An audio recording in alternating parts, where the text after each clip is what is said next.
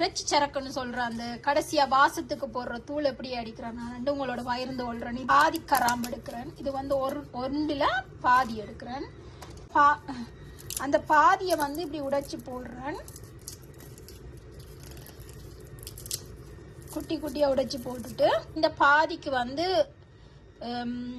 ஒரு அளவு ஒரு கையளவு சீரகம் போட போறேன். பெருஞ்சீரகம் வந்து போடுறேன். பெருஞ்சீரகம். அடுத்தது வந்து 4-5 ஏலக்காய். 4-5 நிறைய ஏலக்காய் போட்டிருக்கிறேன். அதோட வந்து கராம்பு வந்து கொடுக்குறேன். கராம்பு இதுதான் இந்த இறைச்சி சரக்குக்கு நான் போடுற திங்ஸ் வந்து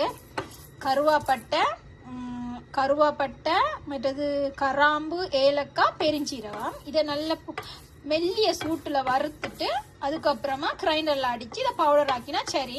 இது வந்து இறைச்சி கறிக்கும் போடலாம், ஈரல் கறிக்கு போடலாம், எல்லா கறிகளுக்கும் போடலாம். கடைசியா இறக்கிக்க வாசமா இருக்கிறதுக்கு இது கொஞ்சம் டிஃப்ரெண்டா இருக்கும். நான் இப்படிதான் செய்யறேன்னா பொதுவா நான் செய்யறது வந்து வித்தியாசமா இருக்குன்னு சொல்லி எல்லாரும் சொல்றவ சாப்பிட்டு பார்த்துட்டு நான் வைக்கிற இறைச்சி கறி வந்து வித்தியாசமான ஒரு டேஸ்டா இருக்கிறதுண்டு.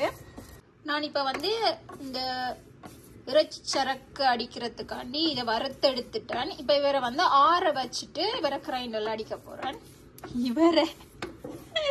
இத வந்து கிரைண்டர்ல அடிக்க போறேன். அங்கால வந்து ஈரல் வந்து அவிஞ்சு வத்தி கொண்டு இருக்குது. நல்ல பிரட்டி ஒரு தண்ணி கூடி இல்லாம பிரட்டி எடுக்க போறேன். இப்ப நான் வந்து இந்த இறைச்சி சரக்கை வந்து அடிச்சு எடுத்துட்டேன்.